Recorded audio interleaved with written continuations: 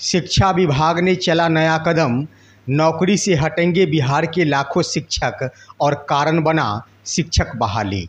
नमस्कार और आदाब आप तमाम दर्शक बंधुओं को, मैं हूं एसके चौधरी। दोस्तों, जैसा कि मैंने पहले भी कह चुका था कि बिहार में सक्षमता परीक्षा का आयोजन इसलिए किया जा रहा है ताकि शिक्षकों को सेवा से बाहर का रास्ता दिखाया जाए।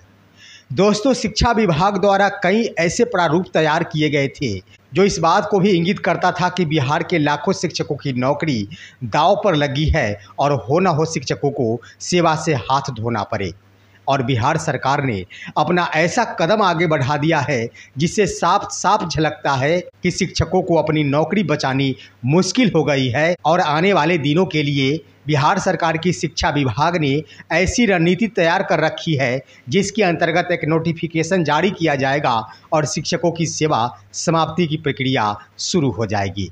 साथियों, इससे पहले कि इस पर हम विस्तार पूर्वक चर्चा करें, अगर आपने हमारे इस चैनल सुसत्य वचन को अभी तक सब्सक्राइब नहीं किए हैं तो कृपया अभी सब्सक्राइब कर लेंगे। दोस्तों, बिहार के शिक्षकों के लिए शिक्षा विभाग द्वारा अपनाई गई रणनीति बिल्कुल ये बातें स्पष्ट करती नजर आ रही है कि शिक्षकों को अपनी नौकरी से हाथ धोना पड़ेगा। कई ऐसे बिंदु हैं जिस पर आपने गौर भी किया होगा लेकिन उस पर ध्यान नहीं गया होगा। आखिर क्या क्या वो बिंदु है, आइए देखते हैं। साथियों, बिहार के नियोजित शिक्षकों के लिए जब सक्षमता परीक्षा का आयोजन किया जा रहा था उसी समय से मैंने कहा था और कई मीडियाओं ने भी ये बात कही थी, साथ ही साथ शिक्षक संघों के नेताओं ने भी ये बातें कही थी कि बिहार सरकार की शिक्षा विभाग इसलिए सक्षमता परीक्षा का आयोजन कर रही है ताकि शिक्षकों को उनके नौकरी से निकाला जा सके।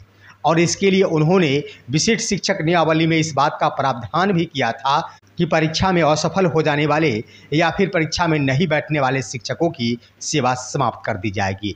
लेकिन शिक्षकों ने अपनी एकजुटता दिखाते हुए माननीय पटना उच्च न्यायालय का शरण लिया और उनकी नौकरी पर लटकी हुई तलवार म्यान में ही जा चली। लेकिन साथियों, जब शिक्षा विभाग के अपर मुख्य सचिव के पाठक को यह बातें आ गई समझ में कि शिक्षकों को अब पटना हाईकोर्ट से राहत मिल गया है तो उन्होंने दूसरी नीति अपनाई और वो नीति थी कि शिक्षकों को प्रताड़ित करना। साथियों, प्रताड़ित करने के क्रम में शिक्षकों का अनुश्रवण एवं निरीक्षण की प्रक्रिया प्रारंभ की गई जिसके अंतर्गत शिक्षकों को विलंब से आने के बाद उनके वेतन की कटौती की जाती थी या फिर वेतन स्थगित कर दिया जाता था। शिक्षक इस बात से पूरी तरह अवगत थे कि अगर 10 मिनट विलंब होने के बाद वेतन की कटौती हो रही है तो सिर्फ वेतन ही कट के रह जाएंगे। लेकिन ये मामला उस समय उजागर हुआ जब शिक्षकों के वेतन कटौती से संबंधित विवरणी को शिक्षकों की सेवा पुस्तिका में अंकित कराने की बात आई। कई जिलों ने इस संबंध में पत्र जारी कर दिया है कि जिन जिन शिक्षकों के वेतन की कटौती हुई है उन सारे कटौतियों को सेवा पुस्त किया जाए। साथियों, वेतन कटौती के मामले को सेवा पुस्त किया जाना, इसके बारे में बिहार के शिक्षक तो भले ही समझ रहे हैं कि ये अच्छी बात नहीं होती सेवा काल के लिए, लेकिन एक बड़ी बात है जिसे अभी तक नहीं समझे हैं, वो हम बताएंगे आगे साथियों। लेकिन इससे पहले देखिए कि आखिर बिहार सरकार की शिक्षा विभाग द्वारा और कौन कौन सी रणनीति अपनाई गई है। दोस्तों, शिक्षकों का निरीक्षण की प्रक्रिया तो जारी ही थी, उसके बाद एक रणनीति सामने आई ट्रेनिंग सेंटर का। दोस्तों, आप अवगत हो चुके हैं कि बीते दिन पूर्व ही एक पत्र जारी किया गया है जिसमें प्रशिक्षण में अगर प्रातःकालीन शिक्षक उपस्थित नहीं होते हैं तो उनको 500 रुपये का अर्थदंड लगाया जाएगा। चेतना सत्र में उपस्थित नहीं होते हैं तो उनको 500 रुपये का अर्थदंड लगाया जाएगा। पूरे दिन अगर प्रशिक्षण अवधि से गायब रहते हैं तो 1000 रुपये का अर्थदंड लगाया जाएगा। और विश्राम यानी रात की अवधि में जब अपने बेड पर प्रशिक्षण स्थल में नहीं सोएंगे तो इसके लिए 1000 रुपये का अर्थदंड लगाया जाएगा।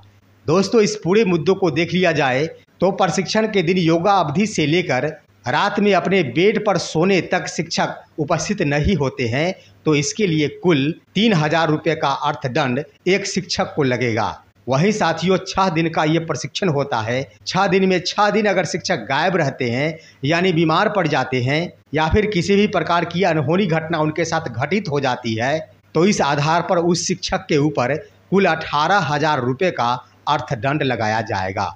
और इतना ही नहीं, यह प्रशिक्षण सिर्फ एक प्रशिक्षण नहीं है, एक विषय, फिर अगले महीने दूसरे विषय, फिर अगले महीने तीसरे विषय, इस तरह से प्रशिक्षण की प्रक्रिया का निर्धारण किया गया है। यानी एक बार ही अर्थदंड के भागी शिक्षक नहीं होंगे, कई चरणों में उनसे राशि ली जाएगी। लेकिन सबसे बड़ी बात कि आखिर शिक्षक अर्थदंड कब तक देते रहेंगे, इसके पीछे की रणनीति क्या है शिक्षा विभाग की, वो भी हम आगे बताएंगे। उसके बाद साथियों, अगली रणनीति आप बिल्कुल अवगत हो चुके होंगे कि बीते एक दिन पूर्व यानी 13 मई 2024 को माध्यमिक शिक्षा निदेशालय ने एक पत्र जारी करते हुए विद्यालय की समय सारणी निर्धारित किया है, जिसके अंतर्गत बिहार के विद्यालयों का संचालन प्रातःकालीन निर्धारित करते हुए शिक्षा विभाग के ऐतिहासिक जगत में पहली बार ऐसा हुआ है जब विद्यालयों का संचालन 6 बजे सुबह से प्रारंभ कर दी गई है। इतना ही नहीं, 6 बजे से लेकर 12 बजे तक तमाम शिक्षकों को पठन पाठन सभी छात्रों के साथ करना है। उसके बाद मिशन दक्ष एवं विशेष कक्षाओं का भी संचालन किया जाना है और अंतःगत्वा 1:30 बजे तक विशेष कक्षाओं का संचालन के उपरांत शिक्षक अपने घर को वापसी कर सकते हैं।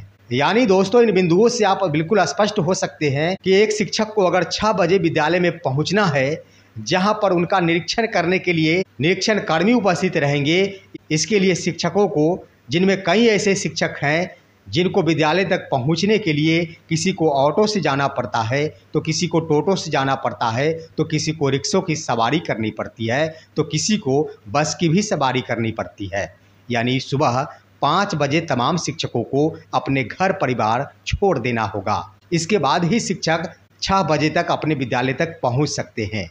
लेकिन साथियों, उससे पहले भी आइए कि 1:30 बजे अपराह्न तक विद्यालयों के संचालन का अवधि निर्धारित किया गया है। इस बीच में शिक्षकों को भोजन भी करना है, तो इसके लिए शिक्षकों को हर हाल में 4 बजे से नाश्ते तैयार करने होंगे और विशेष रूप से महिला शिक्षिका जिनको नाश्ता तैयार करना है, उनको प्रतिदिन मध्य रात्रि के बाद 3 बजे सुबह ही बेड छोड़कर उठ जाना होगा। यानी दोस्तों, बिहार के शिक्षकों को, विशेष रूप से महिला शिक्षिकाओं को, प्रातःकालीन विद्यालय अवधि के दौरान विद्यालय में ससमय पहुंचने के लिए 3 बजे सुबह अपने बेड छोड़ने होंगे और 3 बजे अपराह्न तक वे सभी के सभी फिर से दोबारा अपने घर वापस आ सकते हैं। आखिर इसके पीछे का लॉजिक क्या है? तो साथियों, आइए हम तीनों बिंदुओं पर चर्चा इसलिए करते हैं कि तीनों का उद्देश्य क्या है। तो दोस्तों, शिक्षा विभाग द्वारा शिक्षकों के लिए लाई गई नई रणनीति जो शिक्षकों पर लागू किए गए हैं, तीनों रणनीति के बारे में आइए जानते हैं कि इसके पीछे का राज क्या है।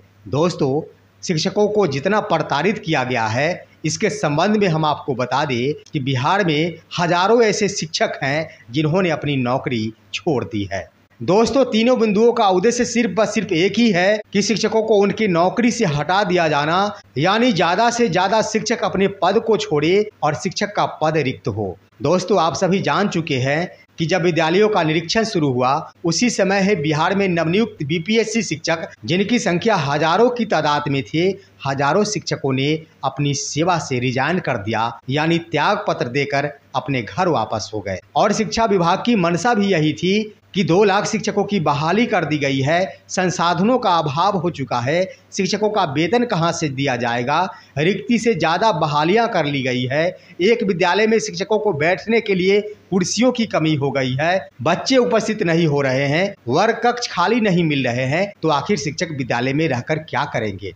शिक्षा विभाग इन तमाम बिंदुओं को जान चुकी है और इसके आधार पर शिक्षकों को हटाने की प्रक्रिया चालू कर दी है कि शिक्षक अपनी सेवा से किसी तरह या तो त्यागपत्र दे। अगर त्यागपत्र शिक्षक नहीं देते हैं तो शिक्षा विभाग अपनी रणनीति के तहत उनको सेवा मुक्त कर देगी। दोस्तों, आइए दूसरी नीतियों का राज क्या है।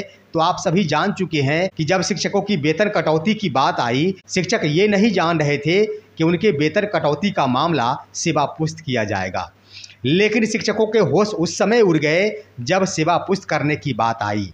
और दोस्तों, एक दिन ऐसा समय आएगा कि शिक्षा विभाग द्वारा ये रणनीति लगा दी जाएगी कि जिन शिक्षकों ने 1 महीने में हो, 3 महीने में हो या फिर 6 महीने में हो, इसके लिए शिक्षा विभाग की ओर से एक समय सीमा निर्धारित की जाएगी और उसके अंतर्गत यह प्रावधान लागू किया जाएगा कि शिक्षकों ने इतने दिन की अवधि में अगर ज़्यादा दिन विद्यालय विलम्ब से आए हैं, ज़्यादा दिन विद्यालय से अनुपस्थित रहे हैं, जिसकी सत्यता उनकी सेवा पुस्तिका स्पष्ट करती है, ऐसे शिक्षकों की सेवा समाप्ति की अनुशंसा की जाती है। ऐसा करने में शिक्षा विभाग को कतई देर नहीं लगेगी और शिक्षा विभाग की अगली रणनीति भी यही है दोस्तों और उसी का परिणाम है कि बिहार सरकार की शिक्षा विभाग बिहार के विद्यालयों में तमाम कार्यरत शिक्षकों को जिला संवर्ग में परिवर्तित करने की ओर अग्रसर है, यानी जिला संवर्ग में तब्दील करने जा रही है। जो भी बीपीएससी से बहाल शिक्षक आए हैं वे सभी के सभी जिला संवर्ग है, यानी शिक्षा विभाग के कर्मी है। और शेष बचे नियोजित शिक्षकों के लिए भी शिक्षा विभाग यही रणनीति अपना रही है कि चाहे जैसे भी हो शिक्षकों को शिक्षा विभाग में तब्दील कर दिया जाए, चाहे वो सक्षमता परीक्षा में बैठे या फिर ना बैठे। सरकार और शिक्षा विभाग की यह मंशा है कि उनको शिक्षा विभाग में तब्दील कर दिया जाएगा, ताकि शिक्षकों के लिए किसी भी प्रकार की अनुशंसा करने में शिक्षा विभाग को देरी ना लगे और शिक्षा विभाग जिस दिन चाहे उस दिन एक पत्र निकालकर शिक्षकों के ऊपर किसी भी प्रकार का कार्रवाई कर दे, चाहे वो वेतन स्थगन से संबंधित हो, चाहे वो सेवा समाप्ति से संबंधित हो। साथियों, बिहार सरकार की शिक्षा विभाग की यही रणनीति है कि शिक्षकों को एक पत्र के माध्यम से ही सेवा समाप्ति की अनुशंसा कर दिया जाए। ये सबसे आसान तरीका है और इसके आधार पर शिक्षक सेवा से मुक्त हो जाएंगे और स्वतः ही शिक्षक के पद खाली हो जाएंगे, जिसके आधार पर शिक्षकों की संख्या भी कम होगी। और सबसे बड़ी बात कि संसाधन का मार जो शिक्षा विभाग और बिहार सरकार को झेलना पड़ रहा है, संसाधन के एक बड़ी मार से बिहार सरकार बच जाएगी। इसी रणनीति के तहत ये काम किया जा रहा है। प्रातःकालीन समय सारणी का निर्धारण भी इसी का परिणाम है कि शिक्षक हर हाल में 6 बजे तक विद्यालय नहीं पहुंचेंगे तो उनकी वेतन की कटौती की जाएगी और इसका अंकन उनके सेवा पुस्तिका में की जाएगी और साथियों इसके आधार पर उनकी सेवा समाप्ति की अनुशंसा की जाएगी। वहीं जो शिक्षक बिहार से बाहर के रहने वाले हैं, वैसे ढेर सारे शिक्षक हैं जिन्होंने तंग आकर नौकरी से त्यागपत्र दे दिया है और इस समय सारणी में भी ढेर सारे शिक्षक होंगे जिनको त्यागपत्र देने पर मजबूर किया जाएगा।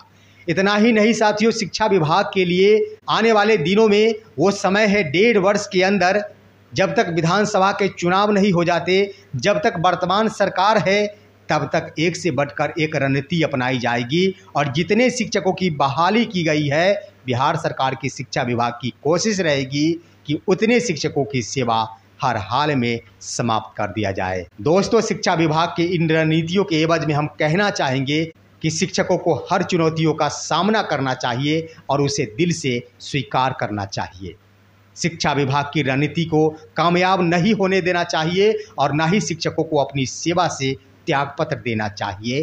खैरात में शिक्षा विभाग ने शिक्षकों को नौकरी नहीं दी है। शिक्षक उसके लिए योग्य थे तब वो नौकरी में है, अन्यथा जिनके पास योग्यता नहीं वो आज भी बड़े बिजनेस कर रहे हैं या फिर किसान बनकर बैठे हैं या फिर पशुपालन कर रहे हैं या फिर व्यवसाय कर रहे हैं। तो साथियों, हर परिस्थिति में तमाम दोस्तों को चुनौतियों का सामना करना है। शिक्षा विभाग के नीतियों के सामने कभी नतमस्तक नहीं होना है और डटकर सच्चाई का भी समर्थन करना है और इसके लिए जरूरत है सच के इस सफर में हमारा साथ देने की और बहुत आसान है हमारा साथ देना। बस अभी हमारे चैनल को सब्सक्राइब कीजिए और तमाम दोस्तों के पास इस वीडियो को शेयर कीजिए। अब दीजिए इजाज़त अपने ही दोस्त SK चौधरी को। फिर मिलेंगे। नमस्कार।